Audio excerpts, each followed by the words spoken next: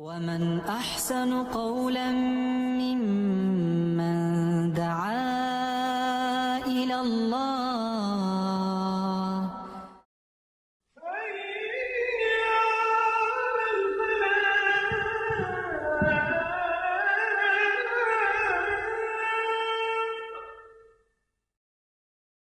بسم الله الرحمن الرحیم نحمدہ ونصلی علی رسولہ الکریم۔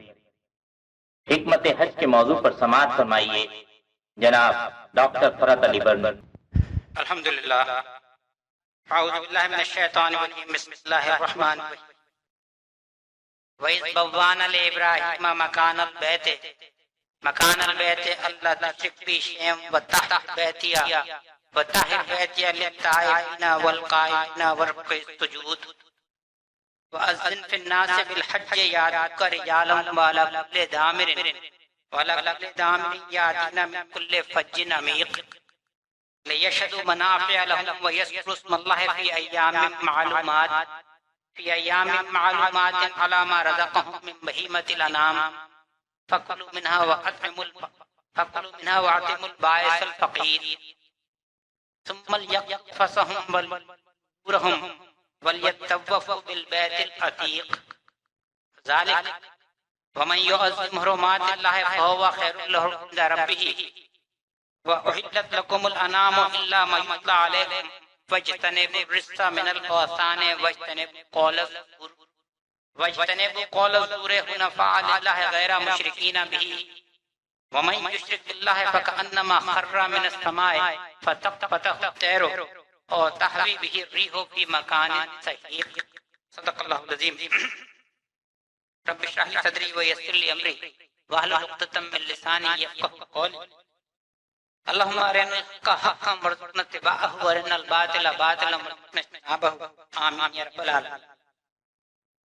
ترجمہ ہے، وہ وقت یاد کرو جبکہ ہم نے ابراہیم کے لیے علیہ السلام اس گھر کی جگہ تجویز کی تھی، اس ہدایت کے ساتھ کہ میرے ساتھ کسی چیز کو شریک نہ کرو اور میرے گھر کو طواف کرنے والوں اور قیام اور رکوع اور سجود کرنے والوں کے لیے پاک رکھو، اور لوگوں کو حج کے لیے اذن عام دے دو کہ وہ تمہارے پاس ہر دراز مقام سے پیدل اور اونٹوں پر سوار آئیں تاکہ وہ فائدے دیکھیں جو یہاں کے لیے رکھے گئے ہیں، اور چند مقرر دنوں میں جانوروں پر اللہ کا نام لیں جو اس نے انہیں بخشے ہیں، خود بھی کھائیں اور تنگ دست محتاج کو بھی دیں، پھر اپنا میل کچیل دور کریں اور اپنی نظریں پوری کریں اور اس قدیم گھر کا طواف کریں۔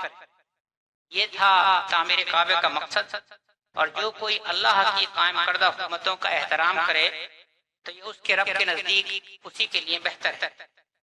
اور تمہارے لیے مویشی جانور حلال کیے گئے ماں سوا ان چیزوں کے جو تمہیں بتائی جاتی ہیں، بس بتوں کی گندگی سے بچو، جھوٹی باتوں سے پرہیز کرو، یک ہو کر اللہ کے بندے بنو، اس کے ساتھ کسی کو شریک نہ کرو، اور جو کوئی اللہ کے ساتھ شرک کرے تو گویا وہ آسمان سے گر گیا، اب یا تو اسے پرندے اچک لے جائیں گے یا ہوا اس کو ایسی جگہ لے جا کر پھینک دے گی جہاں اس کے چیتھڑے اڑ جائیں۔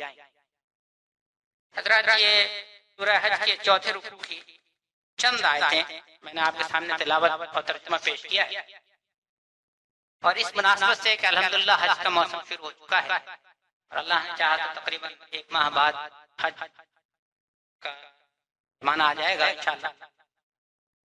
اس مناسبت سے میں آج آپ کے سامنے اپنی حج کے ہی موضوع پر کروں گا، اور اس کو میں 2 حصوں میں آپ کے سامنے پیش کرنا چاہوں گا۔ پہلا تو بہت مختصراً یہ آیتیں جو میں نے آپ کے سامنے تلاوت کی ان کی میں تھوڑی سی تشریح آپ کے سامنے رکھوں گا، اور اس کے بعد تقریباً باقی نصف حصے میں میں آپ کو یہ بتانا چاہوں گا کہ حج کے فوائد کیا ہیں، حج کے اندر حکمتیں کیا ہیں، کیونکہ حج کے ارکان اور اس کو کرنے کا طریقہ وہ تو الحمدللہ میں سمجھتا ہوں ہم سب کو معلوم ہے۔ مجھے یقین ہے کہ ہم میں سے کثیر تعداد بلکہ شاید 100% تعداد لوگوں کی ہے جو حج کا رکن کم از کم ایک دفعہ ضرور ادا کر چکے ہیں۔ وہ تفصیلات اس کے 4 ارکان ہیں، کیسے ادا ہوتا ہے، وہ جزیات ہیں، اس تفصیل میں تو میں نہیں جاؤں گا، مگر یہ میں آپ کو انشاءاللہ بتانا چاہوں گا کہ اس حج کے پیچھے کیا حکمتیں ہیں، کیا فوائد ہیں۔ اور اس دوسرے حصے کی گفتگو کو میں دو طریقوں سے آپ کے سامنے انشاءاللہ پیش کروں گا. پہلے تو میں نبی اکرم صلی اللہ علیہ وسلم کی کچھ احادیث آپ کے سامنے پیش کروں گا، اور اس کے بعد میں آپ کے سامنے سنت ابراہیمی سے کچھ واقعات قرآن کی روشنی میں رکھنا چاہوں گا، کیونکہ دراصل حج تو وہ ہے ہی ابراہیم علیہ السلام کی سنت کی پیروی. اور اگر ہمیں ایک چیز اس حج سے حاصل ہوتی ہے تو وہ یہ ہے کہ ابراہیم علیہ السلام کی سیرت کی تذکیر کا موقع ہے یہ حج. تو میں آپ کے سامنے پھر مختصراً یہ نکات رکھنا چاہوں گا کہ ابراہیم علیہ السلام کی سیرت سے کیا سبق ہے جو ہم کو ملتا ہے، اس دعا کے ساتھ کہ کاش میری اور آپ کی رچ بس. یہ آج مختصر جائزہ ہے ہماری گفتگو کا، جو کہ تقریباً انشاءاللہ 55 سے 60 منٹ تک ہوئی. فرمایا وَإِذْ بَوَّأْنَا لِإِبْرَاهِيمَ، وہ وقت یاد کرو. بوا کا لفظ قرآن نے یہاں استعمال کیا.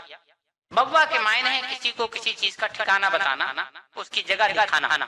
یہ لفظ قرآن میں جگہ جگہ آیا ہے. سورہ آل عمران میں جنگ احد کا جہاں ذکر کیا گیا ہے وہاں یہ لفظ استعمال کیا ہے قرآن نے، اور وہاں قرآن یہ کہتا ہے کہ وَإِذْ غَدَوْتَ مِنْ أَهْلِكَ تُبَوِّئُ الْمُؤْمِنِينَ لِلْقِتَالِ. اے نبی صلی اللہ علیہ وسلم وہ وقت یاد کرو جبکہ تم اپنے گھر والوں سے صبح کے وقت نکلے تھے. تو تُبَوِّئُ الْمُؤْمِنِينَ لِلْقِتَالِ، مومنین کو ان کے قتال کی جگہیں بتا رہے تھے، کی صف بندیاں کر رہے تھے. وہی لفظ بوا یہاں استعمال ہوا، اور معنی اس کے پھر یہ ہوئے کہ وہ وقت یاد کرو جبکہ ہم نے ابراہیم کو اس گھر کی جگہ بتائی. اس کی حضرات اہمیت اس لیے ہے، اس سے بات یہ واضح ہوتی ہے کہ خانہ کعبہ دراصل پہلی تعمیر ابراہیم علیہ السلام نے نہیں کی. اور اگر آپ تفاسیر کا مطالعہ کریں یہی بات وہاں پہ لکھی گئی کہ خانہ کعبہ کی تعمیر تو شاید آدم علیہ السلام کے زمانے کی ہوئی ہے، اور اس کے بعد سے یہ گھر موجود رہا اس حیثیت سے کہ یہ عبادت کا پہلا گھر تھا. اور اس پہلے گھر کی طرف قرآن نے اشارہ کیا ہے اِنَّ أَوَّلَ بَيْتٍ وُضِعَ لِلنَّاسِ لَلَّذِي بِبَكَّةَ مُبَارَكًا وَهُدًى لِلْعَالَمِينَ. پہلا وہ گھر ہم نے انسانیت کے لیے بنایا وہ گھر ہے جو کہ للذی ببکہ، مکے کا لفظ استعمال کیا ہے مکے کے بغیر، وہ گھر جو کہ مکے میں ہے مبارک وہدی للعالمین، وہ گھر مبارک ہے اور اس میں سارے عالمین کے لیے اللہ تعالیٰ نے ہدایت دی. تو آدم علیہ السلام کے زمانے سے یہ گھر موجود تھا.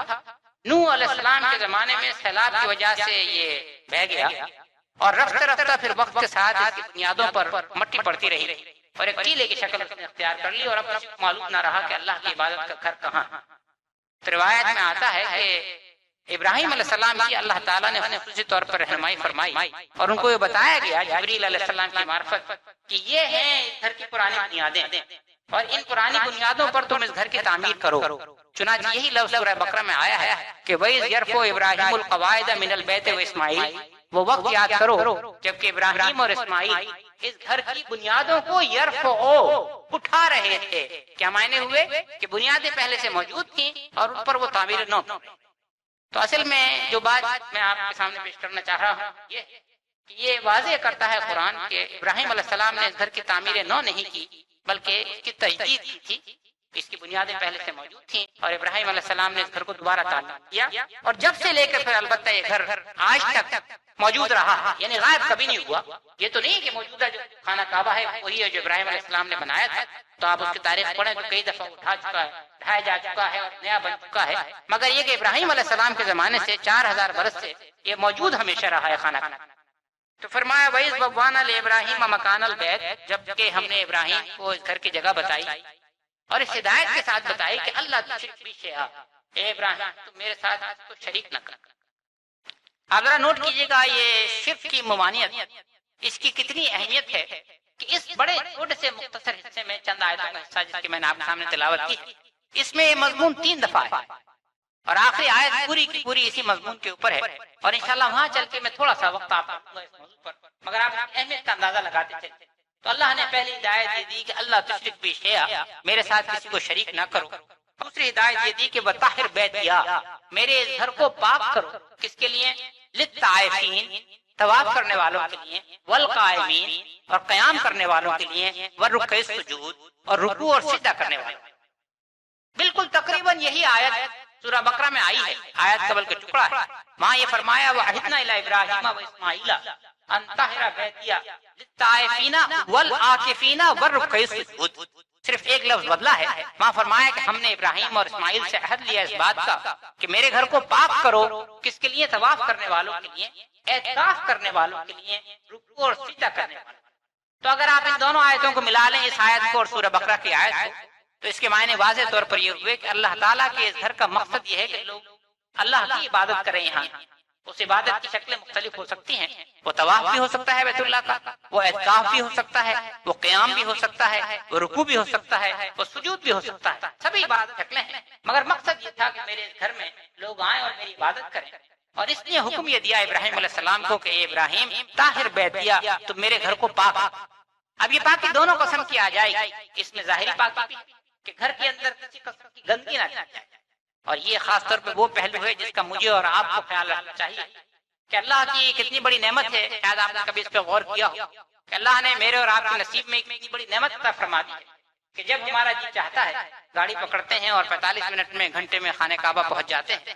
ورنہ آپ اندازہ کیجئے اس بات کا کہ نبی اکرم صلی اللہ علیہ وسلم کی وہ حدیث یاد کیجئے کہ نبی اکرم صلی اللہ علیہ وسلم فرما رہے ہیں کہ عین اس خانہ کعبے کے اوپر بیت معمور ہے آسمانوں میں، اور اس بیت معمور کا فرشتے طواف کرتے ہیں، اور ہر روز 70,000 فرشتے اس کا طواف کرتے ہیں، اور جو فرشتہ زندگی میں ایک دفعہ اس کا طواف کرتا ہے اس کو دوبارہ پھر طواف نصیب نہیں ہوتا۔ اور ہمارے اور آپ کے نصیب ایسے جاگے ہوئے ہیں کہ جب تک یہ چاہتے ہیں ان کے خانہ کعبہ چلے جاتے ہیں۔ تو خاص طور پہ ہمیں اس بات کا خیال رکھنا چاہیے کہ طہارت کا وہاں اور پاکی و صفائی کا خیال رکھیں۔ اکثر آپ یہ دیکھتے ہیں کہ ہم میں سے چند بھائی کھجوریں کھائیں گے، گٹلیاں پھینک دیں گے، پانی پئیں گے، کچھ گرا دیں گے، کچھ اور گندگی مچا دیں گے۔ تو خانہ کعبہ کی طہارت و پاکی کا ہمیں خاص طور پہ خیال رکھنا چاہیے۔ اور اسی طاہرہ بیتیہ میں دوسری جو پاکی ہے وہ باطنی پاکی ہے، اور وہ یہ کہ اللہ نے یہ بھی حکم دیا ابراہیم علیہ السلام کو کہ تم میرے گھر کو شرک سے پاک، یہاں کوئی بتوں کی بندگی نہ کی جائے۔ آپ کو معلوم ہے کہ جب نبی اکرم صلی اللہ علیہ وسلم نے مکے کو فتح کیا ہے اس وقت خانہ کعبہ میں 60 بت رکھے، اور ان بتوں کو پھر نبی اکرم صلی اللہ علیہ وسلم نے ایک ایک کر کے گرایا ہے، یہ کہتے ہوئے کہ جال حق آ گیا اور بات لا گیا۔ تو اس گھر کی باطنی پاکی بھی کہ اس کو بتوں سے پاک رکھا جائے، شرک سے پاک رکھا جائے، کسی قسم کی اللہ کی بندگی میں کوئی آلائش نہ کی جائے، اور ظاہری پاکی بھی کہ اس میں کسی قسم کی گندگی نہ کی جائے۔ اللہ نے یہ دونوں حکم ابراہیم علیہ السلام کو دیے، اور فرمایا وَأَذِّن فِي النَّاسِ بِالْحَجِّ، اے ابراہیم لوگوں میں حج کا اعلان کر۔ یہ اذن کا لفظ وہی ہے جس سے اذان کا لفظ بنتا ہے، اذان کے معنی نماز کے اعلان کرنا، وہی لفظ استعمال کیا قرآن نے کہ وَأَذِّن فِي النَّاسِ بِالْحَجِّ، اے ابراہیم تم لوگوں میں حج کا اعلان کرو، یاتوک رجالا، تمہارے پاس پیدل آئیں گے، وَعَلَىٰ كُلِّ دَامِرٍ، دامر کہتے ہیں وہ اونٹنی جو دبلی ہو چکی ہو سفر کی وجہ سے۔ تو اس کے معنی پھر یہ ہوئے کہ دور دراز سے سفر کر کے آئیں گے، اتنی دور دراز سے کہ ان کی اونٹنیاں دبلی ہو چکی ہوں گی، وَعَلَىٰ كُلِّ دَامِرٍ وَيَأْتِينَ مِن كُلِّ فَجٍّ عَمِيقٍ، اور گہری گہری وادیوں سے ہو کے آئیں گے، یعنی مختلف راستوں سے، پرپیچ راستوں سے لوگ دور دور سے تمہارے پاس حج کے لیے آئیں گے۔ روایت میں آتا ہے کہ جب یہ حکم آیا تو ابراہیم علیہ السلام نے عرض کیا کہ اے رب میں یہاں حج کا اعلان کرتا ہوں، یہ تو لقدق صحرا ہے، چند لوگ ہیں موجود، میری آواز کون سنے؟ تو رب نے فرمایا کہ ابراہیم تم اعلان تو کرو، آواز پہنچانا ہمارا کام۔ اور جب انہوں نے اعلان کیا، ٹیلے کے اوپر چوٹی کے اوپر چڑھ گئے اور انہوں نے حج کا اعلان کیا، تو روایت میں آتا ہے کہ اللہ تعالیٰ نے ان کی آواز کو ساری دنیا میں سنوا دیا۔ اور آج یہ اسی آپ پکار کا نتیجہ یہ دیکھتے ہیں کہ ابراہیم علیہ السلام کے 4000 برس بیت گئے، زمانہ بدل گیا، انداز بدل گئے، مگر آج بھی دور دور سے لوگ جہازوں پر، پانی کے جہاز پر، ہوائی جہاز پر، جانوروں پر، ہر انداز میں پابندیاں لگی ہوئی ہیں، مگر لوگ آ رہے ہیں، ساری اپنی عمر بھر کی جمع پونجی لگا کے چلے آ رہے ہیں، اور صعوبتیں اٹھا اٹھا کے چلے آ رہے ہیں، مگر آ رہے ہیں کیونکہ اللہ کی طرف سے وہ پکار تھی جو اس اللہ کے بندے نے دی تھی۔ اور کس انداز میں چلے آ رہے ہیں کہ ان کی زبان پر ایک ہی جملہ ہے، لبیک اللہم لبیک۔ یہ لبیک کیا ہے؟ لبیک یہ ہے کہ اللہ ہم حاضر ہو گئے، تو نے مجھے پکارا تھا میں آ گیا، لبیک اللہم لبیک۔ تو روایت میں آتا ہے کہ لبیک دراصل ابراہیم علیہ السلام کی اسی صدا کے جواب میں ہے جو انہوں نے اپنے رب کے حکم کے تحت لگائی تھی، جو رب نے فرمایا تھا کہ وَأَذِّن فِي النَّاسِ بِالْحَجِّ، لوگوں میں حج کا اعلان کر دو، لوگ آئیں گے۔ اور اس لیے یہ کہ لِيَشْهَدُوا مَنَافِعَ لَهُمْ، کہ وہ دیکھیں کہ اس حج کے اندر ہم نے ان کے لیے کیا برکتیں رکھی ہیں، کیا فوائد رکھی ہیں، کیا حکمتیں۔ اب جیسے میں نے آپ سے عرض کیا کہ یہ حکمت حج اور اس کے فوائد، دراصل یہی آج میرا موضوع ہے دوسرے نصف کا، تو انشاءاللہ اس کی تفصیلات اس وقت پیش کروں گا۔ اور دوسرا یہ فرمائی اس کی حکمت کہ وَيَذْكُرُ اسْمَ اللَّهِ فِي أَيَّامٍ مَّعْلُومَاتٍ، اور اس لیے آئیں گے کہ اللہ کا ذکر کریں ایام معلومات، جانے پہچانے دنوں کے اندر۔ ابھی سوال اٹھا کہ جانے پہچانے دن کون سے ہیں، تو اس کے متعلق مفسرین کی دو رائے سامنے آتی ہیں۔ ایک رائے وہ ہے جو سورہ بقرہ کی ایک آیت کے تحت آئی ہے وہاں یہ فرمایا اللہ تعالیٰ نے کہ وَاذْكُرُوا اللَّهَ فِي أَيَّامٍ مَّعْدُودَاتٍ فَمَن تَعَجَّلَ فِي يَوْمَيْنِ فَلَا إِثْمَ عَلَيْهِ وَمَن تَأَخَّرَ فَلَا إِثْمَ عَلَيْهِ۔ اللہ کو گنتی کے دنوں میں یاد کرو، اور جو کوئی پھر جلدی واپس آ گیا اس پہ بھی کوئی حرج نہیں، اور جو دیر میں واپس آیا اس پہ بھی کوئی حرج نہیں۔ اور وہاں اس آیت میں جن دنوں کا ذکر کیا جا رہا ہے وہ ایام تشریق 10، 11، 12، 13 ذی الحج، یہ وہ ایام ہیں جب آپ مینا میں آن کر قیام کرتے ہیں۔ اور اس میں آپ کو معلوم ہے کہ آپ 12 تاریخ کو لوٹ آئیے تو بھی صحیح ہے، اور آپ 13 تک قیام کیجیے تو بھی صحیح ہے۔ تو آیت یہی کہہ رہی ہے کہ فمن تعجل فی یومین، جو 2 دن میں لوٹ آیا یعنی 11 اور 12 کو رہ کر وہ بھی صحیح، اور جو 3 دن میں آیا وہ بھی صحیح۔ تو ایام معدودات کے وہاں معنی ہوئے ایام تشریق، اور اسی مناسبت سے یہاں بھی ایام معلومات کے معنی مفسرین نے وہی ایام تشریق کیے کہ اللہ تعالیٰ فرما رہے ہیں کہ ان ایام تشریق میں تم اللہ کو یاد کرو۔ اور ایک اور معنی مفسرین نے بیان کیے ہیں، اور وہ اس کی دلیل لاتے ہیں نبی اکرم صلی اللہ علیہ وسلم کی ایک حدیث سے، جس میں آپ نے فرمایا کہ ذی الحجہ کے شروع کے جو 10 دن ہیں بڑے متبرک، اور آپ نے فرمایا اس میں لوگوں کو خصوصاً آپ نے ہدایت فرمائی کہ اللہ کی عبادت کیا کرو، دن میں روزہ رکھا کرو اور رات میں اللہ کی عبادت کیا کرو۔ بلکہ ایک روایت میں آتا ہے کہ آپ نے کہا کہ ان راتوں میں جو ذی الحجہ کا پہلا عشرہ ہے، یہ راتوں کی اہمیت اتنی ہے جیسے کوئی ایک رات لیلۃ القدر کے برابر۔ اس مناسبت سے پھر مفسرین نے کہا ہے کہ دراصل پہلی ہی ذی الحجہ سے لے کر 13 ذی الحجہ تک سارے کے سارے دن اللہ کی عبادت کے لیے بڑے متبرک دن ہیں۔ اور یہ میں اور آپ جانتے ہیں کہ 9 ذی الحجہ کا جو روزہ ہے عرفہ کا دن کا، وہ حاجیوں پر تو منع ہے، ان کو تو روزہ نہیں رکھنا، مگر جو لوگ حج کرنے نہیں گئے ہیں ان کے لیے یہ عظیم سنت ہے کہ وہ 9 ذی الحجہ کا روزہ رکھیں۔ تو گویا فرمایا جا رہا ہے کہ اس کا دوسرا مقصد یہ ہے کہ یہ لوگ ان جانے پہچانے دنوں میں اللہ کا نام لیں، علی ما رزقہم من بہیمۃ الانعام۔ اور چونکہ حج کے مناسک میں قربانی ایک اہم جز ہے، لہذا فرمایا نام لیں ان جانوروں پر جو کہ ہم نے ان کو رزق میں دیے۔ کیا معنی ہوئے کہ ان جانوروں کو قربانی کریں، اور جب یہ قربانی کر لیں تو فکلوا منہا، اس میں سے خود بھی کھائیں، واتموا البائس الفقیر، اور محتاج اور تنگ دست کو بھی کھلائیں۔ آپ جانتے ہیں کہ قربانی کا جو گوشت اس کے 3 حصے کیے جاتے ہیں، ایک حصہ اپنے لیے، ایک اعزا اور اقربا کے، اور ایک حصہ جو ہے محتاج اور فقیر۔ پھر فرمایا ثم لیقضوا تفثهم، اور پھر یہ اپنے میل کو چیل دور کریں۔ کس چیز کی طرف اشارہ ہے کہ 10 تاریخ کو جب آپ واپس آتے ہیں عرفہ کے میدان سے مزدلفہ سے، تو پھر آپ رمی کرتے ہیں، اس کے بعد آپ قربانی کرتے ہیں، اس کے بعد آپ بال کٹواتے ہیں، سر منڈواتے ہیں، اور پھر آپ اپنا احرام کھول دیتے ہیں اور میل کو چیل دور کرتے ہیں۔ تو اس کی طرف اشارہ ہے کہ ثم لیقضوا تفثهم، پھر یہ اپنا میل کو چیل دور کریں، ولیوفوا نذورهم، اور اپنی نظریں پوری کریں، یعنی انہوں نے اگر کوئی چیز اپنے اوپر واجب کر رکھی ہے اس کو ادا کریں، ولیطوفوا بالبیت العتیق، اور ہمارے اس قدیم گھر کا طواف کریں۔ یہ اشارہ ہے اس طواف کی طرف جس کو میں اور آپ طواف زیارہ کے نام سے جانتے ہیں، جو کہ حج کے 3 ارکان میں سے ایک رکن ہے کہ جب تک آپ طواف زیارہ نہ کر لیں 10 یا 11 یا 12 تاریخ کو، تب تک آپ احرام کی حالت سے باہر نہیں نکلیں۔ تو یہ حکم یہاں دیا گیا ہے کہ ولیطوفوا بالبیت العتیق، میرے اس قدیم گھر کا طواف کریں۔ ذالک، ایسا ہی ہے۔ اب دیکھیے یہاں قرآن انسان کی نفسیات سے آن کے تعلق کرتا ہے، تو یہ دیکھیے کہ اگر کسی کے ذہن میں سوال اٹھے کہ یہ جو میں حج کے مناسک ادا کرتا ہوں، میں مینا گیا اور اس کے بعد وہاں سے چند نمازیں ادا کی، تو میں دوپہر میں چلا گیا عرفہ کے میدان میں پہنچ گیا، اور اس کے بعد 9 تاریخ کو وہاں ٹھہرے، صبح کو چلے گئے، اور اس کے بعد رات مزدلفہ آئے اور ایک کھلے میدان میں سوتے رہے، اور تھوڑی دیر سوئے تھے پھر چل پڑے، اور یہ کیا اور وہ کیا۔ تو کوئی یہ سوچے کہ میں کیوں کرتا ہوں، اس سے کیا ہے فائدہ، اللہ کو اس سے کیا حاصل ہو رہا ہے؟ ایک یہ سوال ہے جو شیطان ذہن میں ڈال سکتا ہے۔ تو فرمایا ذالک، ایسا ہی ہے، ہم نے تمہیں ایسا ہی کرنے کا حکم دیا ہے۔ ومن یعظم حرمات اللہ، اور یہ جو چیزیں ہم نے تم بتائی ہیں یہ ہماری حرمات، ومن یعظم حرمات اللہ، آگے چل کے اسی صورت میں ان کے لیے شعار استعمال کیا ہے قرآن نے، جو کہ شعار جمع ہے شعیرہ کی، اور شعیرہ کہتے ہیں وہ کوئی چیز جو آپ کی عظمت کی نشانی بنا لیں۔ اگر آپ مجھے اجازت دیں تو انگریزی میں اس کے لیے لفظ ہے سمبل۔ سمبلز ہوتے ہیں، جیسے مثال دوں آپ، ایک کسی ملک کا جھنڈا ہے، وہ اس کا شعیرہ ہے۔ یوں اگر آپ دیکھیں تو ایک کپڑے کا ٹکڑا ہے، ایک بانس کے اوپر لٹکا رکھا ہے، اس کی کوئی اہمیت نہیں ہے، چند روپوں کا ہے یا چند ریالوں کا، مگر یہ کہ اس ملک کے لیے بڑی اہمیت ہے، اس کا بڑا وقار اور تعظیم ہوتی ہے، وہ اس کا شعیرہ ہے۔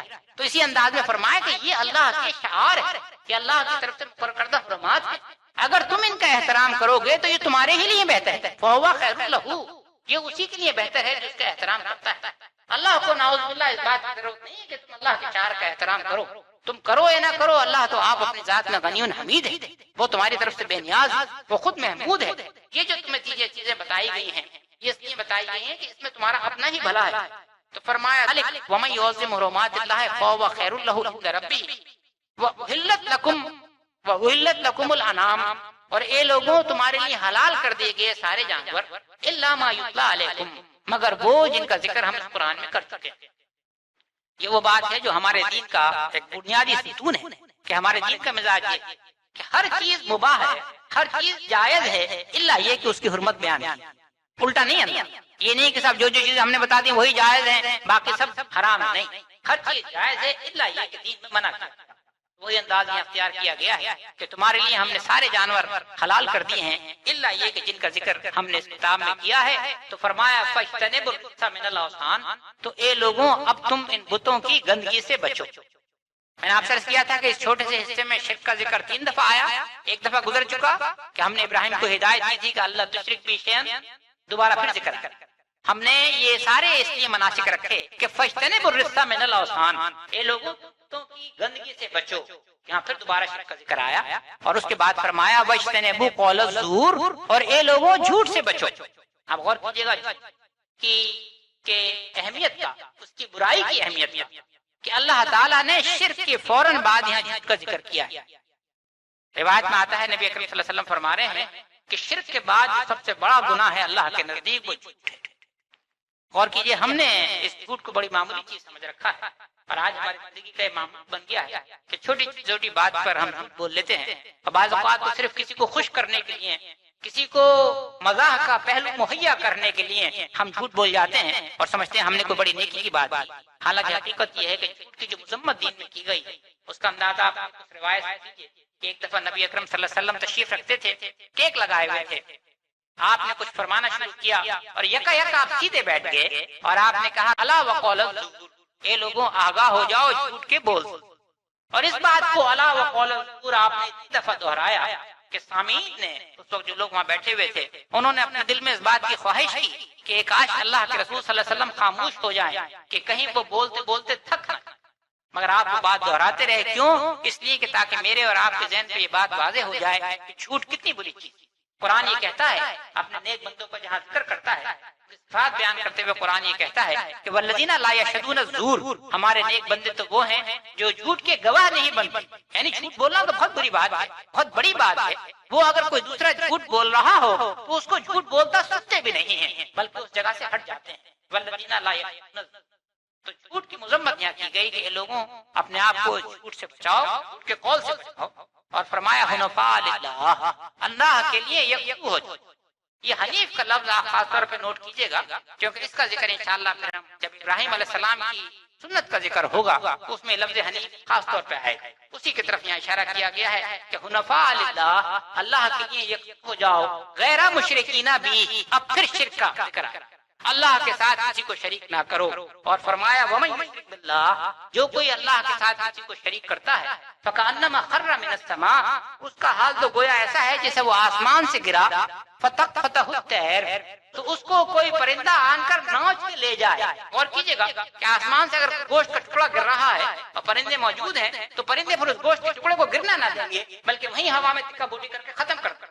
وہ انداز قرآن اختیار کرتا ہے کہ ومن یشرک باللہ، جو اللہ کے ساتھ شریک کرتا ہے اس کا حال تو یہ ہے کہ کانما خر من السماء، جیسے کہ وہ آسمان سے گرا. فتقطفہ الطیر، تو پرندے اس کو نوچ کے لے جائیں. اور تہوی بہ الريح فی مکان سحیق، یا اگر پرندے نوچ کے نہ لے جائیں تو ہوا اس کو لیے پھرے اور لے جا کے اس کو ایسے جگہ ڈال دے فی مکان سحیق، جہاں اس کے چیترے ہو. کیا بات فرمائی جا رہی ہے کہ جو شخص اللہ کے ساتھ کسی کو شریک کرتا ہے اس کا تو پھر حال یہ ہے اس کا نام و نشان ختم ہو جاتا ہے، اس کے چیترے ہو جاتے ہیں. اب آپ نے دیکھا کہ اس حصے میں 3 دفعہ شرک کی مذمت آئی اور اس مناسبت سے میں آپ سامنے بہت مختصر، کیونکہ شرک بتاتے خود بڑا طویل مضمون ہے، مگر مختصر میں آپ کے سامنے اشارہ کروں گا. اس کی اہمیت کو اجاگر کرنے کے لیے قرآن نے 2 دفعہ تو یہ بات فرمائی کہ ان اللہ لا یغفر ان یشرک بہ ویغفر ما دون ذلک لمن یشاء. اللہ تعالیٰ اس بات کو معاف نہیں کریں گے کہ ان کے ساتھ کو شریک کیا جائے اور اس کے علاوہ جس چیز کو چاہیں گے معاف کر دیں. یعنی نعوذ باللہ اگر کوئی شرک کی حالت میں جان دیتا ہے تو اللہ نے ڈنک کی چوٹ یہ بات کہہ دی ہے کہ مغفرت اللہ کے ہے۔ اور بات کو واضح کرنے کے لیے میں آپ کے سامنے ایک قرآن سے دو مثالیں پیش کرتا ہوں، ذرا غور کیجیے۔ سورہ انعام ایک حصہ ایسا ہے 3-4 آیتیں یک بعد دیگر آئی ہیں۔ اگر آپ کبھی حوالہ دیکھنا چاہیں تو آیت نمبر 83 سے لے کر 87 تک ہیں سورہ انعام، جس میں اللہ تعالیٰ نے 3 آیتوں میں اپنے 18 انبیاء کا ذکر کر 3 آیتوں میں 18 انبیاء کا ذکر کر ابراہیم علیہ السلام، اسحاق علیہ السلام، یعقوب علیہ السلام، داؤد علیہ السلام، سلیمان علیہ السلام، 18 انبیاء کا ذکر آیا۔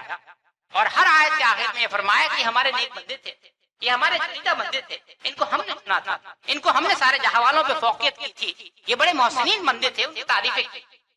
اور یہ کرنے کے بعد پھر آگے ایک آیت آئی جس میں فرمایا ذالک ھدی اللہ یہدی بہ من یشاء من عبادہ، یہ تو اللہ کی طرف سے عطا کردہ ہدایت ہے، جس کو چاہے اپنے بندوں میں سے یہ ہدایت دے، یعنی اللہ کی مرضی، جس کو چاہے اپنا نبی اور رسول بنائے، اللہ کی طرف سے فیض ہے۔ ذالک ھدی اللہ یہدی بہ من یشاء من عبادہ۔ اور فرمایا ولو اشرکوا لحبط عنہم ما كانوا یعملون، اگر ہمارے یہ چنیدہ بندے، یہ ہمارے برگزیدہ بندے اگر یہ بھی شرک کرتے تو لحبط عنہم ما كانوا یعملون، ان کے سارے اعمال اللہ کے نزدیک ضائع ہو جاتے، ختم۔ اور یہی اور جگہ بالکل براہ راست انداز نبی اکرم صلی اللہ علیہ وسلم کو خطاب کرتے ہوئے فرمایا سورہ زمر وَلَقَدْ أُوحِيَ إِلَيْكَ وَإِلَى الَّذِينَ مِن قَبْلِكَ لَئِنْ أَشْرَكْتَ لَيَحْبَطَنَّ عَمَلُكَ وَلَتَكُونَنَّ مِنَ الْخَاسِرِينَ۔ اے اللہ کے رسول صلی اللہ علیہ وسلم، ہم یہ بات آپ کی طرف وحی کر چکے ہیں، اور آپ سے پہلوں کو بھی ہم نے یہی وحی کی تھی کہ لَئِنْ أَشْرَكْتَ لَيَحْبَطَنَّ عَمَلُكَ، کہ اگر آپ نے نعوذ باللہ شرک کیا تو آپ کے سارے اعمال ضائع ہو جائیں گے، وَلَتَكُونَنَّ مِنَ الْخَاسِرِينَ، اور آپ نقصان اٹھانے والے میں۔ آپ غور کیجیے، انبیاء اور رسول کا ذکر ہے، سید المرسلین سے خطاب کیا جا رہا ہے صلی اللہ علیہ وسلم، تو فرمایا جا رہا ہے کہ اگر آپ نے شرک کیا تو آپ کے سارے اعمال ضائع ہو جائیں گے۔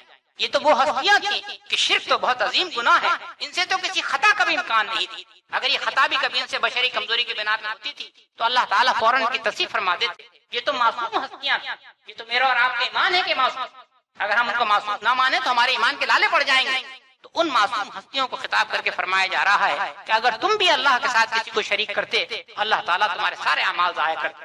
کیا بات ہے کہ میرے اور آپ کے کان کھولے جا رہے ہیں کہ اللہ اگر اپنے برگزیدہ بندوں سے یہ بات فرما سکتا ہے تو میں اور آپ کس کھیت کی مولی ہیں کہ ہمارا ان کا کوئی مقابلہ ہی نہیں، ہم ان کے خاکے پا نہیں۔ اور پھر نعوذ باللہ ہمارا انداز یہ ہو کہ ہم شرک کی طرف سے بالکل غافل، اپنے آپ کو ہم نے شرک کی طرف سے امن میں محفوظ کر رکھا ہو، ہم یہ سمجھتے ہوں کہ ہم جو کچھ کرتے ہیں وہ اللہ کے ساتھ شرک میں شامل ہے۔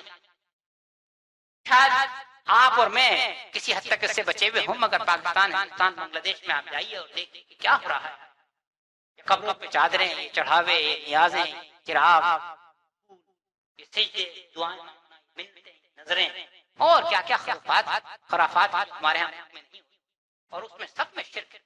اور انداز تو یہ تھا کہ ہمیں اگر کہیں شرک کی ذرا سی بو بھی نظر آتا تو ہم اس سے بچنے کی کوشش کرتے، اور پوجا یہ کہ اگر کوئی ان باتوں کی نشاندہی بھی کرے تو کہتے ہیں کہ صاحب کیا ہے، ہم نیکی کا کام بھی تو کر رہے ہیں نا اس کے ساتھ۔ تو یہ مضمون چونکہ یہاں قرآن میں 3 دفعہ آیا، لہٰذا میں چاہ رہا تھا کہ مختصراً آپ کی توجہ اس طرف دلاؤں کہ ہمیں شرک سے بچنے کی کتنی احتیاط کرنی چاہیے۔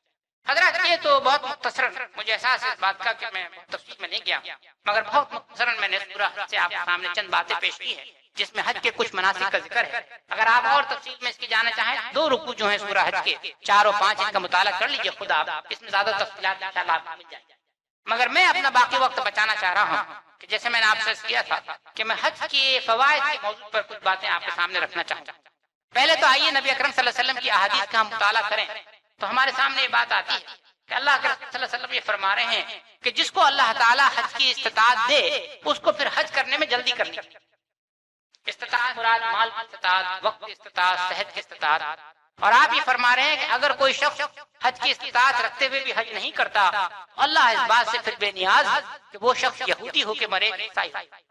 اور یہ بات وہ ہے جو قرآن میں آئی کہ وَلِلَّهِ عَلَى النَّاسِ حِجُّ الْبَيْتِ مَنِ اسْتَطَاعَ إِلَيْهِ سَبِيلًا، اللہ کا یہ حق ہے انسانوں کے اوپر جو انسان اس بات کی استطاعت رکھتے ہوں کہ وہ اللہ کے لیے حج کرے۔ اور قرآن پھر آگے فرمایا کہ وَمَنْ كَفَرَ فَإِنَّ اللَّهَ غَنِيٌّ عَنِ الْعَالَمِينَ، جو حج کی استطاعت رکھتے ہوئے بھی حج نہ کرے تو فَإِنَّ اللَّهَ غَنِيٌّ عَنِ الْعَالَمِينَ، اللہ تعالیٰ بے نیاز سارے عالمین، اللہ کو حاجت نہیں تمہارے حج کی، یہ تمہارے اپنے لیے ہی بہتر ہے کہ تم حج کرو۔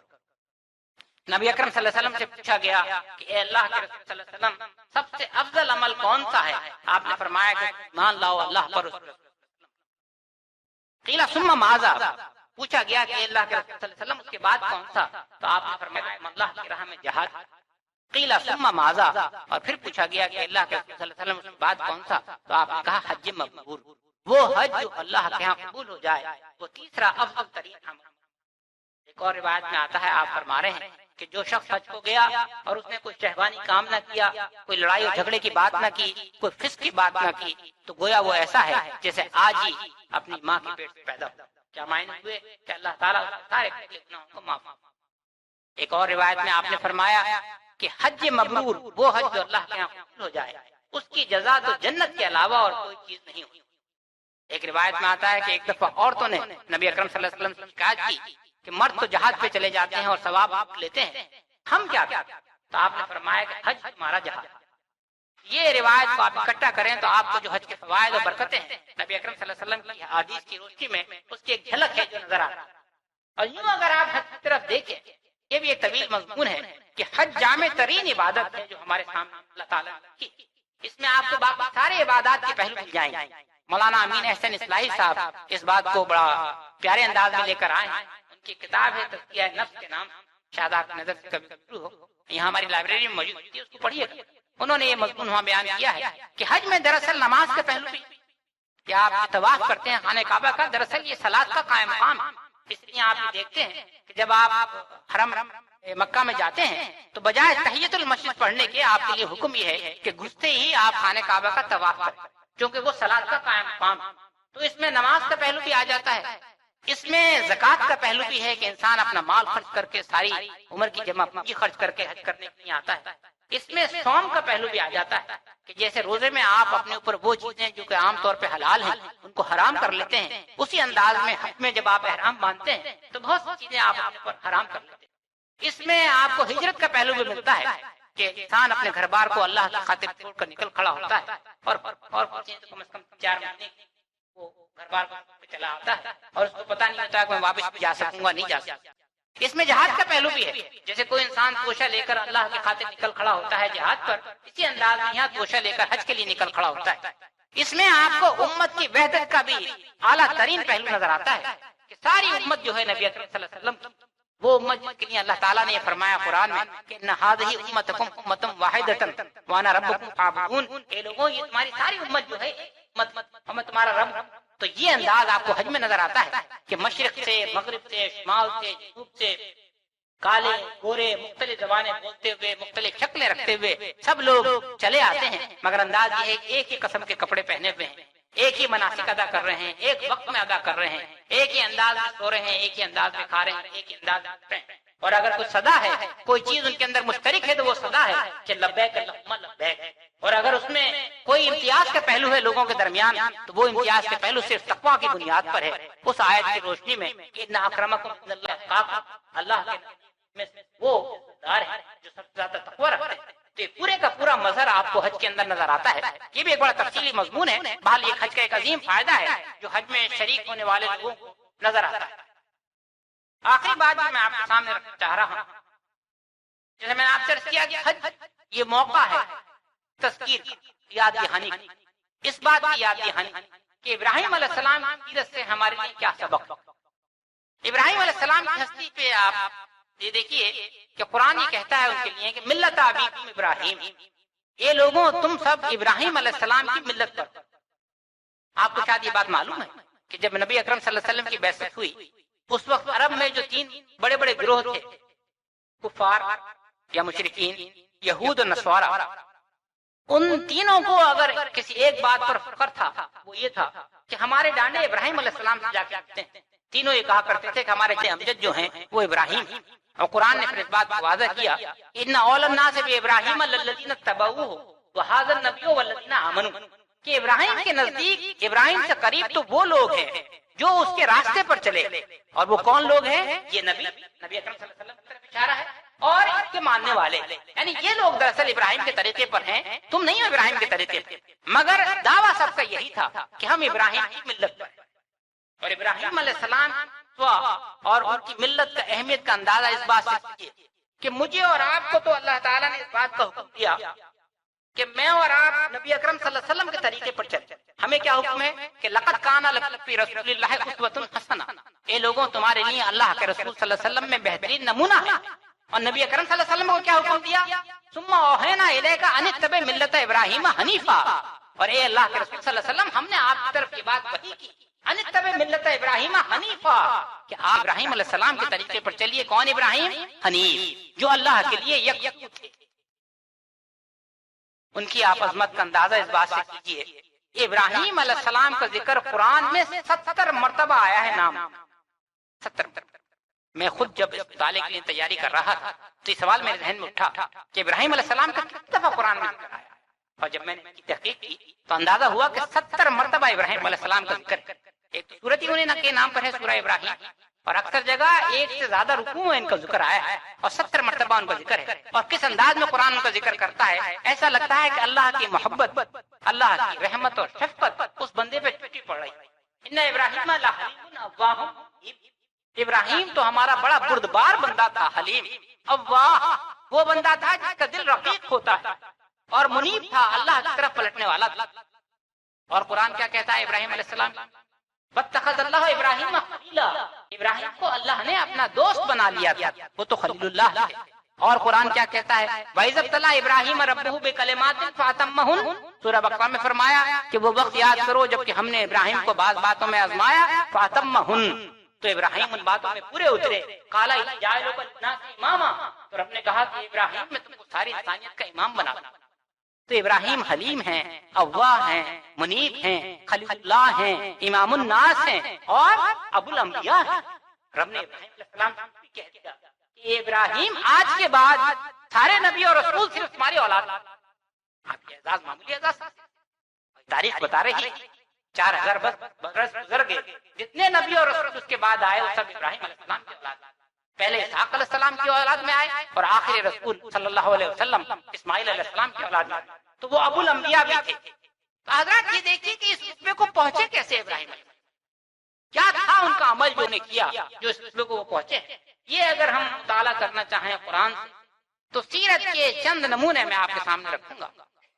اور جیسے میں نے عرض کیا کہ یہ بھی میں آپ کو بتاتا چلوں گا کہ ان نمونوں سے کیا سبق ہے جو ہمیں مل رہا ہے. اور تمنا اور دعا میری یہی ہے کہ کاش اللہ تعالیٰ مجھے اور آپ کو اس پر عمل کرنے کی توفیق عطا فرمائے. اگر حج کی مناسبت سے ہم نے اس چیز کو یاد کر لیا اور یہ سبق سیکھ لیا یا اس سبق کو دہرا لیا تو یہ ہمارے لیے بڑی عظیم نعمت. میں ابتدا کر رہا ہوں سورہ بقرہ سے. سورہ بقرہ میں جہاں پہلا سپارہ ختم ہو رہا ہے وہاں یہ آیتیں آئیں کہ وَإِذْ يَرْفَعُ إِبْرَاهِيمُ الْقَوَاعِدَ مِنَ الْبَيْتِ وَإِسْمَاعِيلُ رَبَّنَا تَقَبَّلْ مِنَّا إِنَّكَ أَنتَ السَّمِيعُ الْعَلِيمُ. اے لوگوں وہ وقت یاد کرو جب کہ ابراہیم اور اسماعیل خانہ کعبہ کی دیواروں کو اٹھا رہے تھے تو کیا کہہ رہے تھے؟ ربنا تقبل منا انک انت السمیع العلیم، اے ہمارے رب ہم سے اس چیز کو قبول فرما لے، تو بے شک بڑا سننے والا اور جاننے والا ہے. ربنا وجعلنا مسلمین لک ومن ذریتنا امۃ مسلمۃ لک وارنا مناسکنا وتب علینا انک انت التواب الرحیم. اے رب مجھے اور میرے بیٹے اسماعیل کو اسلام پہ قائم رکھیو، اور اے رب ہماری اولاد میں سے بھی لوگوں کو اسلام پہ قائم رکھیو، اور اے رب مجھے عبادت کے طریقے سکھا، اور اے رب مجھے توبہ قبول فرما لے، بے شک بڑا توبہ قبول کرنے والا اور رحم کرنے والا ہے. ربنا وبعث فیہم رسولا منہم یتلو علیہم آیاتک ویعلمہم الکتاب والحکمہ ویزکیہم انک انت العزیز الحکیم. اور اے میرے رب میری اس اولاد میں ایک نبی مبعوث کیجیو، اشارہ ہے نبی اکرم صلی اللہ علیہ وسلم کی طرف، جو ان کو تیری آیتیں پڑھ کر سنائے، کتاب و حکمت کی تعلیم دے، ان کا تزکیہ نفس کرے. انک انت العزیز الحکیم، اے رب بڑا قدرت والا ہے اور بڑی حکمت والا ہے. قرآن پھر یہ کہتا ہے کہ وَمَن يَرْغَبُ عَن مِّلَّةِ إِبْرَاهِيمَ إِلَّا مَن سَفِهَ نَفْسَهُ. تو اب جو ابراہیم کے طریقے سے منہ پھیرے اس سے بڑا بے وقوف کون ہوگا. وَلَقَدِ اسْتَفَيْنَاهُ فِي الدُّنْيَا وَإِنَّهُ فِي الْآخِرَةِ لَمِنَ الصَّالِحِينَ. ابراہیم کو تو ہم نے دنیا میں چن لیا تھا اور آخرت میں وہ صالحین میں سے ہوگا. اذ قال له ربه اسلم قال اسلمت لرب العالمین. جب کہ رب نے کہا کہ ابراہیم فرما بردار ہو جا اللہ کا، تو ابراہیم نے کیا جواب دیا؟ اسلمت لرب العالمین. اس نے کہا کہ میں رب العالمین کا فرما بردار بن گیا. حضرات اس حصے کا مطالعہ کریں تو جو بات آپ کے سامنے آتی ہے کہ ایک تو ابراہیم علیہ السلام جن کے اتنے خطابات تھے اللہ کی طرف سے، ان کا نہ کوئی غرہ ہے نہ کوئی ان کے دماغ میں چڑھی ہے، بلکہ انداز اس کا یہ ہے کہ رب کے آگے ہاتھ پھیلائے ہوئے رب سے دعائیں مانگ رہے ہیں۔ اور عظیم دعا کیا مانگ رہے ہیں کہ اے رب، یہ جو اسلام کی نعمت نے عطا فرمائی ہے، اس نعمت پر مجھ کو اور میری ذریت کو قائم رکھ۔ یہ کیا دعا ہے؟ اور یہ وہ دعا ہے جو اس کے بعد بھی انبیاء مانگتے چلے آئے۔ یوسف علیہ السلام یہ دعا مانگا کرتے تھے، فاطر السماوات والارض انت ولی فی الدنیا والآخرہ توفنی مسلما والحقنی بالصالحین۔ اے آسمان اور زمینوں کو پیدا کرنے والے، تو میرا آسمان اور زمین میں، آخرت میں اور دنیا میں میرا ساتھی ہے۔ توفنی مسلما، اے رب مجھے جب مار تو مسلمان مار، اسلام کی حالت میں میری جان۔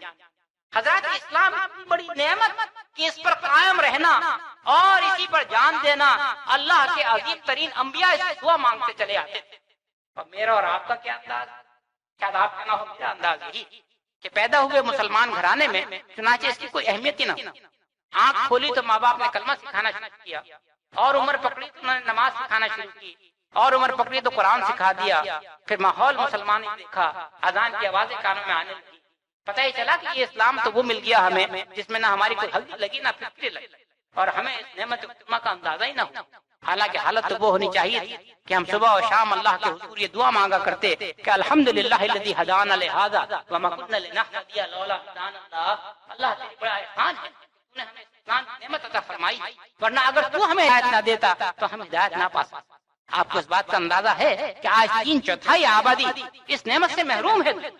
آپ کو اس بات کا اندازہ ہے جو شخص اپنا دین بدل کے اسلام کا دین اختیار کرتا ہے، کبھی اس سے آپ جا کے پوچھئے کہ اس کو کتنے پاپڑ بیلنا پڑتے ہیں اپنا مذہب بدلنے کے لیے، اپنا دین بدلنے کے لیے۔ اور یہ نعمت اللہ تعالیٰ نے ہمیں پیدائش عطا فرما دی، اور ہم اس نعمت کا نہ حق ادا کر رہے ہیں نہ اس کا شکر ادا کر رہے ہیں۔ اور وہاں عالم یہ ہے کہ اللہ کے جلیل قدر نبی جو ہیں وہ اللہ کے آگے ہاتھ پھیلائے ہوئے اگر دعا مانگ رہے ہیں تو ربنا وجعلنا مسلمین لک، اے رب ہمیں اپنا فرما بردار بندہ بنائے رکھ، ومن ذریتنا امۃ مسلمۃ لک، اور ہماری اولاد میں سے بھی وہ لوگ نکلے جو تیرے فرما بردار رہے۔ یہ پہلا ہے ابراہیم علیہ السلام کا سیرت کی رخ جو ہمارے سامنے قرآن پیش کرتا ہے۔ پھر قرآن ہمیں یہ بتاتا ہے کہ اس توحید پر ابراہیم علیہ السلام ایسے ہی نہیں پہنچ گئے، اس توحید پر وہ اپنی اس عقل سلیم کو استعمال کرتے ہوئے پہنچے تھے تو اللہ تعالیٰ نے ہر انسان کو عطا فرمائی۔ یہ واقعہ بیان ہوا سورہ انعام میں، وہاں یہ واقعہ آتا ہے کہ فلما جن علیہ اللیل راى کوكبا قال ھذا ربی فلما افل قال لا احب الآفلین، کہ جب ابراہیم پر ایک تارا چمکا رات کو تو اس نے کہا کہ ھذا ربی، یہ میرا رب ہے۔ فلما افلا، وہ جب ڈوب گیا، قال لا احب الآفلین، تو ابراہیم علیہ السلام نے کہا کہ میں ڈوبنے والوں کو پسند نہیں کرتا۔ فلما رأى القمر بازغا قال هذا ربي فلما افل قال لئن لم يهدني ربي لأكونن من القوم الضالين، اور جب چاند چمکا تو اس نے کہا یہ میرا رب، اور جب وہ بھی ڈوب گیا تو ابراہیم نے کہا کہ اگر میرے رب نے میری رہنمائی نہ کی تو میں تو گمراہ ہو جاؤں۔ فلما رأى الشمس بازغة قال هذا ربي هذا اكبر فلما افلت قال يا قوم اني بريء مما تشركون، اور جب سورج نکلا تو اس نے کہا کہ یہ میرا رب ہے، یہ بڑا ہے۔ مگر جب وہ بھی ڈوب گیا تو ابراہیم نے کہا کہ اے میرے قوم کے لوگوں، انی بریء مما تشركون، میں بری ہوں اس شرک سے جو تم کرتے ہو۔ انی وجہت وجہی للذی فطر السماوات والارض حنیفا وما انا من المشرکین، اے میری قوم کے لوگوں، میں نے تو اپنا رخ پھیر دیا اس ہستی کی طرف جس نے آسمان اور زمین کو جس نے پیدا کیا، وما انا من المشرکین، اور آج سے میں شرک کرنے والوں میں نہیں۔ ابراہیم علیہ السلام نے شرک سے اپنی بیزاری کا اعلان کر دیا، اور اس شرک کو کتنی بری چیز سمجھتے تھے اب یہ ذکر آگے چل کے ہم کو سورہ ابراہیم میں آیتیں ملتی ہیں۔ وَإِذْ قَالَ إِبْرَاهِيمُ رَبِّ اجْعَلْ هَٰذَا الْبَلَدَ آمِنًا وَاجْنُبْنِي وَبَنِيَّ أَن نَّعْبُدَ الْأَصْنَامَ، وہ وقت یاد کرو جب کہ ابراہیم نے کہا اے رب اس شہر کو امن کا شہر بنا۔ کون سا شہر؟ شہر مکہ۔ وَاجْنُبْنِي وَبَنِيَّ أَن نَّعْبُدَ الْأَصْنَامَ، اور اے رب مجھے اور میری اولاد کو اس بات سے بچا کہ ہم بتوں کی بندگی کریں۔ رب انہن اضللن کثیرا من الناس، اے رب ان بتوں نے بہت سو کو گمراہ کیا ہے۔ فمن تبعنی فانہ منی ومن عصانی فانک غفور رحیم، اے رب جو میری راستے پر چلے انہ منی، وہ تو مجھ سے ہے ہی، ومن عصانی، اور جو میرے راستے سے منہ پھیرے فانک غفور رحیم، تو اے رب اس کے لیے بھی تو معاف کرنے والا ہے، تو بڑی رحمت کرنے والا ہے۔ یہ میں نے واقعہ ایک صاحب سے سنا ہے، پڑھا میں نے نہیں اس کو۔ ایک دفعہ نبی اکرم صلی اللہ علیہ وسلم قرآن کی تلاوت کرتے ہوئے جب اس آیت پہ پہنچے فمن تبعنی فانہ منی ومن عصانی فانک غفور رحیم، کہ جو میرے راستے پر چلے وہ تو مجھ میں سے ہے، اور جو میری نافرمانی کرے اے رب اس کو بھی تو معاف کر دے۔ تو نبی اکرم صلی اللہ علیہ وسلم نے فرمایا کہ ابراہیم علیہ السلام ہر چیز مانگ کے چلے، اس سے بڑی دعا کوئی ہو ہی نہیں سکتی کہ جو میرے طریقے پر چلے وہ تو ہے ہی میرا، اور جو میرے راستے سے منہ موڑے اے رب اپنے کا غفور رحیم، اے رب۔ مگر یہاں ابراہیم علیہ السلام کا کیا کردار سامنے آ رہا ہے کہ وہ اپنے لیے اور اپنے اولاد کے لیے یہ دعا مانگ رہے ہیں، اے رب ہمیں ان بتوں سے بچائیے، شرک سے پاک، شرک سے دوری، شرک کی بیزاری۔ اور پھر یہ وہ شہادت ہے جو قرآن بار بار ابراہیم علیہ السلام کو دیتا ہے۔ سورہ نحل میں یہ آیتیں آئی ہیں، ان ابراہیم کان امۃ قانتا للہ حنیفا، ابراہیم تو اپنی ذات میں ایک امت تھے، اور امت کا لفظ عام طور پہ استعمال ہوتا ہے پوری انسانیت کے۔ ہم کہتے ہیں نبی اکرم صلی اللہ علیہ وسلم کی امت، جس میں کروڑوں انسان گزر گئے اور کروڑوں شاید گزرنے والے، اور یہاں قرآن یہ کہہ رہا ہے کہ ان ابراہیم کان امۃ قانتا للہ حنیفا، ابراہیم تو خود اپنی ذات میں ایک امت تھے۔ کیسی امت؟ قانتا للہ، اللہ کے آگے فرما بردار، حنیفا یکسو تھے، ولم یکو من المشرکین، اور ابراہیم شرک کرنے والوں میں سے نہ تھے، شاکرا لانعمہ، ابراہیم تو اللہ کی انعامات پر شکر ادا کرنے والے تھے، اجتباہ و ہداہ الی صراط مستقیم، اور ہم نے ابراہیم کو چنا تھا، اور ہم نے ابراہیم کی رہنمائی کی تھی صراط مستقیم کی۔ تو ابراہیم علیہ السلام کے لیے یہ آئے یہ خطاب کہ ولم یکو من المشرکین وما کانا من المشرکین، ابراہیم شرک کرنے والوں میں سے نہ تھے، یہ وہ شہادت عظمی ہے۔ میں یہ کہا کرتا ہوں کہ ہم لوگ درسگاہوں میں پڑھ پڑھ کے اپنی آدھی عمر گزار کے جب وہاں سے نکلتے ہیں تو ہمارے ہاتھ میں کیا ہوتا ہے؟ کاغذ کا ٹکڑا، یہ سند ہے، یہ شہادت ہے، یہ ڈگری ہے، یہ ڈپلوما ہے، یہ ہم نے حاصل کیا۔ تو یہ سند ہے جو ابراہیم علیہ السلام کو اللہ نے عطا فرمائی۔ کون سی سند؟ وما کانا من المشرکین۔ ابراہیم علیہ السلام کی سب سے بڑی سند یہ تھی کہ وہ شرک کرنے والوں میں سے تھے۔ یہ شرک کی اہمیت کا آپ اندازہ لگائیے، شرک اتنی عظیم چیز کہ جو شہادت قرآن کو دے رہا ہے وہی دے رہا ہے کہ وما کانا من المشرکین۔ آگے آئیے سورہ انبیاء میں ابراہیم علیہ السلام کا جہاں اور انبیاء کا ذکر آیا، ابراہیم علیہ السلام کا بھی ذکر ہے، اور کس انداز میں ہے وہ واقعہ بیان ہوا ہے، آپ نے یقین پڑھا ہوگا۔ ایک دفعہ کی پوری قوم کے لوگ عراق کے رہنے والے تھے، ابراہیم علیہ السلام، نمرود زمانے میں بادشاہ تھا، ان کے قوم کے لوگ جو کہ بت پرست تھے، ایک دفعہ وہ میلہ منانے کے لیے شہر سے باہر چلے گئے، اور ابراہیم علیہ السلام وہ نہیں، اور ان کے پیچھے انہوں نے ان کے بت خانے میں جا کر ان کے سارے بتوں کو توڑ دیا، اور ایک بڑے بت جو تھے ان کو چھوڑ۔ اب جب وہ واپس آئے انہوں نے کہا کہ ہمارے ساتھ کس نے کیا؟ تو بڑا ظالم آدمی۔ تو کسی نے کہا کہ ایک لڑکا ہے اس کا نام ابراہیم، اس کو ہم نے ان بتوں کا ذکر کرتے ہوئے سنا ہے، اس کو بلاؤ۔ شاید اس نے نہ کیا۔ اب دربار لگا، بادشاہ کا دربار، اور ابراہیم علیہ السلام کو بلایا گیا اور پوچھا گیا ان سے کہ اے ابراہیم تم نے ان بتوں کو توڑا ہے؟ انہوں نے کہا کہ جو بڑے بت بیٹھے ہوئے ہیں تمہارے ان سے پوچھو کس نے توڑا ہے، اور یہی وہ چاہتے بھی تھے۔ تو قرآن یہ کہتا ہے کہ جب یہ کہا ابراہیم علیہ السلام نے تو ان کے دماغ میں یکا یک یہ بات آئی کہ ہم بھی کیسے بے وقوف ہیں کہ ایسے نہ بولتے نہ سمجھتے۔ یہ بات یکایک ان کے دماغ میں آئی، اور پھر ایک لمحے کے بعد ان کا دماغ پھر پلٹ گیا۔ قرآن نے لفظ استعمال کیا ہے ثم نكسوا على رؤوسهم، اور پھر وہ اپنے سروں پر پلٹ گئے، اور انہوں نے کہا ابراہیم علیہ السلام سے اے ابراہیم تم ہم کیا بات کرتے ہو؟ یہ بت تو بول نہیں سکتے، تم خوب اچھی طرح جانتے ہو۔ اب یہی وہ موقع تھا جس کے ابراہیم علیہ السلام کو تلاش تھی۔ غور کیجیے گا، دربار لگا ہوا ہے۔ اب ابراہیم علیہ السلام نے کہا قالا فتعبدون من دون اللہ ما لا ينفعكم شيئا ولا يضركم، تو انہوں نے کہا کہ اے میرے قوم کے لوگوں کیا پھر اللہ کو چھوڑ کر ان لوگوں کو پوچھتے ہو جو نہ تمہیں کوئی نقصان پہنچا سکتے ہیں نہ کوئی نفع پہنچا سکتے ہیں؟ اف لکم ولما تعبدون من دون اللہ افلا تعقلون، تف ہے تمہارے اوپر بھی اور ان معبودوں کے اوپر بھی جو اللہ کو چھوڑ کر تم پوچھتے ہو، افلا تعقلون، کیا تمہیں عقل نہیں آتی؟ یعنی ان کی جرأت کا مظاہرہ دیکھیے کہ بھرے دربار میں بھرے مجمع میں انہوں نے کہا کہ ہاں میں نے کیا یہ کام، اور تف ہے تمہارے اوپر کہ تم ایسی ہستی کو پوچھتے ہو تمہارے اپنے ہاتھ کے بنائے ہوئے ہیں اور نہ تم کو فائدہ پہنچا سکتے ہیں نہ نقصان پہنچا سکتے۔ تو اب دلیل کی بات تو ہو گئی تھی وہاں ختم، دلیل کے میدان میں تو وہ ہار چکے، اور آپ جانتے ہیں انسان کی فطرت یہ ہے کہ جب وہ دلیل کے میدان میں ہار جاتا ہے تو پھر وہ طاقت کا استعمال کرتا ہے۔ یہ آج کے حکمراں جو بھی ہیں ان کا بھی یہی انداز ہے، تو وہی انداز انہوں نے اختیار کیا۔ انہوں نے کہا کہ ٹھیک ہے اس کو اگر سبق دینا ہے تو جلا دو۔ قرآن کہتا ہے انہوں نے کہا قالوا حرقوا وانصروا آلہتکم، جلا دو ابراہیم کو، اور آج ہی موقع ہے اگر تم اپنے معبودوں کی مدد کرنا چاہتے ہو تاکہ لوگوں کو سبق ہو جائے کہ جو شخص ہمارے معبودوں کے ساتھ یہ کام کرے گا اس کو ہم کتنی سزا دیں گے، کیا شدید ترین سزا دیں۔ تو انہوں نے کہا قالوا حرقوا وانصروا آلہتکم۔ اب آپ ذرا ذہن میں تصور میں لائیے سما آگ کا الاؤ جلا دیا. ابراہیم علیہ السلام کو منجیق میں رکھ دیا. منجیق وہ مشین جس سے وہ گولا پھینکا کرتے تھے, یہ غلیل نما چیز جس میں آپ ڈھیلا رکھ کے پھینکتے تھے گولا, مٹی کا پتھر, وہی منجیق ہوتی تھی مشین کہ اس میں وہ گولا رکھ کے پھینک دیا کرتے تھے. تو اس میں بجائے گولا رکھنے کے انہوں نے ابراہیم علیہ السلام کو بٹھا دیا اور ان کو پھینکا جا رہا ہے آگ. جب وہ آگ میں پھینکے جا رہے ہیں تو روایت میں آتا ہے کہ جبریل علیہ السلام تشریف لائے.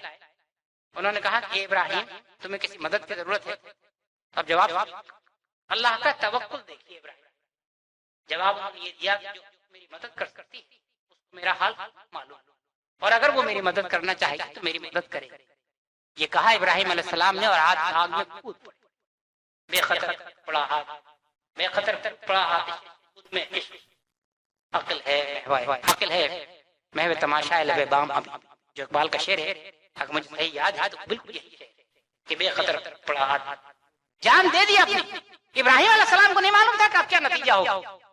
انہوں نے اپنی طرف سے آگ میں چھلانگ لگا دی. جب انہوں نے آگ میں چھلانگ لگا دی, قلنا یا نارو بردا سلام علی, ہم نے کہا کہ آگ ابراہیم پر سلام جا, یہ آگ اس ابراہیم کے لیے گلزار بن. تو میں یہ کہتا ہوں کہ ذات کی قربانی کی حد تک وہ چوٹی کو پہنچ گئے کیونکہ انہوں نے اللہ کی خاطر اپنی قربانی جان دے دی. اب جب وہ آگ سے بھی نکل آئے تو آخری واقعہ سنیے, بات میں ختم کر رہا ہوں اس کے بعد, کہ اگر آپ ابراہیم علیہ السلام کی سیرت کا مطالعہ کریں تو پھر یہ آتا ہے اس میں نظر ان کے قوم کے لوگ جب زچ ہو اور یہ وہ سمجھ گئے اچھی طرح کہ یہ کوئی معمولی ہستی نہیں ہے کہ نہیں آگ کو گلزار بنا دیا ہو اللہ نے, وہ بھی دیکھ رہے تھے. تب انہوں نے کہا کہ ابراہیم تم ہمارا ملک یہاں تم نہیں رہتے, تو کٹی اللہ کی خاطر لیتا ہوں. انہوں نے گھر بار سب چھوڑ دی اور اس ملک سے نکل کھڑے ہوئے. اور اب یہ واقعہ بیان ہو رہا ہے سورہ صافات, قال انی ذاہب الی ربی سیہدین. ابراہیم علیہ السلام نے کہا کہ میں اپنے رب کی طرف جا رہا ہوں, میرا رب میری رہنمائی کرے. اور وہ نکلے ہیں تو ان کی اولاد نہیں تھی. دعا کیا مانگی ہے انہوں نے, رب ہب لی من الصالحین, اے میرے رب مجھے نیکوکاروں میں سے کچھ ساتھی عطا. تو جب انہوں نے یہ دعا مانگی ہے تو قرآن کہتا ہے فبشرناہ بغلام, پھر ہم نے ابراہیم کو بشارت دی کہ تمہارے ایک بیٹا ہوگا بردبار حلیم, فبشرناہ بغلام حلیم. تو اب اسماعیل علیہ السلام پیدا ہوئے ان کے ہاں. روایت میں آتا 90 برس کی عمر تھی جب اسماعیل علیہ السلام پیدا ہوئے اور اکلوتا بیٹا ہے. اب یہ بڑے ہوئے ہیں اور یہ بڑے ہو کے اس عمر کو پہنچے ہیں جب لڑکا اپنے باپ کا کوئی ہاتھ بٹانے کے قابل ہوتا ہے. یہ کوئی 12 اور 13 سال کی عمر, یعنی بڈھا باپ کی عمر 100 برس سے اوپر ہو گئی اور بیٹے کی عمر 12-13 سال کی ہے. قرآن یہ کہتا ہے فلما بلغا ما آیا, جب وہ بیٹا ابراہیم کا اس قابل ہوا کہ کچھ اس کے ساتھ دوڑ سکے, کا ہاتھ بٹا سکے, فلما بلغا ما آیا قال یا بنی انی ارى فی المنام انی اذبحک فانظر ماذا ترى. تو بڈھے باپ نے ایک دن بیٹے سے کہا اے میرے بیٹے میں خواب میں یہ دیکھ رہا ہوں کہ میں تجھ کو ذبح کر رہا ہوں, فانظر ماذا ترى, تو یہ بیٹے بتا تیری کیا رائے ہے. اب غور کیجیے گا, بیٹے نے جواب یہ نہیں دیا کہ ابا جان آپ ہم لگ گیا ہوگا, کوئی آپ نے کہیں الٹی سیدھی چیز تو نہیں کھا لی, رہائی تکلیف تو نہیں آپ کو, اگر رات کو ایسے خواب نظر آ رہے ہیں آپ پریشان کن کیا آپ بیٹے کو ذبح کر رہے ہیں. بیٹے نے یہ نہیں کہا. باقی بیٹے نے کیا کہا, بیٹے نے کہا یا بت فضلات عمر ستجدنی انشاءاللہ من الصابرین, ابا جان آپ کو جو حکم دیا جا رہا ہے وہ آپ کر گزریے, ستجدنی انشاءاللہ من الصابرین, اللہ نے چاہا تو آپ مجھے صبر کرنے والوں میں پائیں گے. اب چوٹی کو پہنچ رہی ہے ابراہیم علیہ السلام کی قربانی. فلما اسلما, حضرات میں لفظ غور کیجیے سورہ صافات, لفظ اسلم لے کے آئے ہیں قرآن, جبکہ ان دونوں باپ بیٹوں نے اللہ کے آگے اپنی گردن کو فرما برداری میں جھکا دیا. یہ وہی لفظ اسلم ہے جس سے اسلام بنا ہے. اسلام کے معنی یہ ہے کہ رب جو حکم دے گا اس کو پورا کریں گے. ان باپ بیٹوں کو حکم یہ دیا گیا کہ ذبح کر دو تو پورا کر رہے ہیں. فلما اسلما وتلہ للجبین, اور باپ نے اپنی بیٹی کی پیشانی کو جھکا دیا. روایت میں آتا ہے کہ انہوں نے اپنی آنکھوں پہ پٹی باندھ دی اور بیٹے کی آنکھوں پہ پٹی باندھ دی. اپنی آنکھ پہ اس لیے کہ کہیں اگر میں نے دیکھ لیا بیٹے کی شکل کو تو محبت کے مارے میری نہ رک, اور بیٹے کا چہرہ انہوں نے زمین کی طرف کر دیا. فلما اسلما وتلہ للجبین, اور ابراہیم علیہ السلام نے چھری چلا دی. حضرات جیسے ماں انہوں نے آگ میں کود گئے تھے, یہ ان کو نہیں معلوم تھا کہ گلزار بن جائے گی. یہاں انہوں نے بیٹے کی گردن پہ چھری چلا دی تھی اور ان کو نہیں معلوم تھا کہ میرا بیٹا ذبح نہیں ہے. انہوں نے اپنی طرف سے اپنے اکلوتے بیٹے کی قربانی اللہ کی راہ میں پیش کر دی. فلما اسلم وتله الجبين وناديناه اي يا ابراهيم قد صدقت الرؤيا ان كذلك نجزي المحسنين. تو اللہ فرما رہے ہیں کہ پھر ہم نے پکارا کہ ابراہیم قد صدقت الرؤيا، آج تم نے اپنا خواب ان كذلك نجزي المحسنين، ہم احسان کرنے والوں کو ایسے ہی جزا دیا کرتے ہیں. ان هذا لهو البلاء المبين. اور کیجیے گا، ممتحن یہ کہہ رہا ہے کہ یہ ہم نے بڑا سخت امتحان لیا. اور کون ہے ممتحن؟ اللہ تعالیٰ. اللہ فرما رہا ان هذا لهو البلاء المبين، ہم نے ابراہیم کا بڑا کڑا امتحان لیا. ان هذا لهو البلاء المبين وفديناه بذبح عظیم. تو پھر ہم نے ابراہیم کو اس قربانی کا بدلہ یہ دیا کہ عظیم قربانی اس کی یاد میں ہم نے رہ دیا.